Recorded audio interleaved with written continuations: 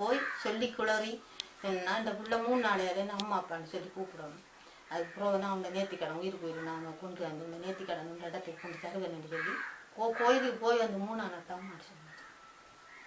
அதோடையே எனக்கு பிள்ளையார் தான் அது பிள்ளையார்னு சொல்லி நான் இந்த வருஷம் திருவிழா செய்தேன். 5ஆம் திருவிழா ஒன்றுக்கும் வழி எங்கேருந்து வந்து தெரியா காசு எங்கே வந்து சேர்ந்து நான் திருவிழா செஞ்சேன். அப்படி நான் இன்றைக்கு நான் கோயில் அடிக்க இந்த கண்ணாதான் நீங்கள் கஷ்டப்பட்டேன். ஒன்றுக்கும் வழியில் எந்த பிள்ளையார் இப்படி வந்துட்டாரு எனக்கு நம்பிக்கை.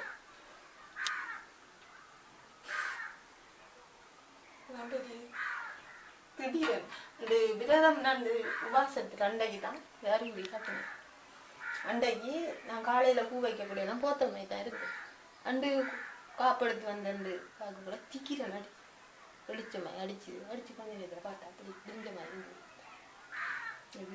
பெருசாக இருந்தது பார்த்து அந்த ஒளி அடிச்சு பெருசாக காட்டு வந்ததுட்டேன். அப்போ நான் வெடிக்கிறப்போ அப்படியே பேசாமல் வச்சுருந்தேன். ஐயர்கிட்ட போய் சொன்னேன். இப்படி ஐயா சொன்னார் நெல்ல தான் பிள்ளையார் வீட்டுக்கு வந்து நல்லதுக்கு தான் வந்திருக்காரு அது இடிக்கட்டும்னு சொன்னார். அப்போ அதுக்கு எடுத்து நான் இருந்து போட்டு அப்புறம் அந்த உபவாசத்தில் வந்த பிள்ளைகிட்ட 2 பேர்ட்ட காட்டிட்டேன். அது வந்து வெளிப்படுத்தி போட்டுது. நம்ம உண்மையாக வெளிப்படுத்தத்தாம என்னடா நம்மளோட சாமியை கேவலமாக தான் காய்க்கிறவங்க.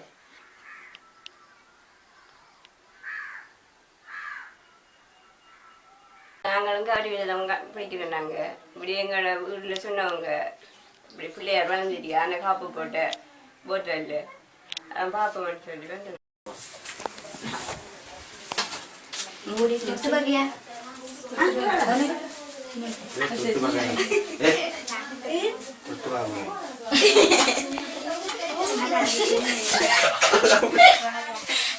மோட்டல் எப்படி காலையில் வந்து இவ்வளோ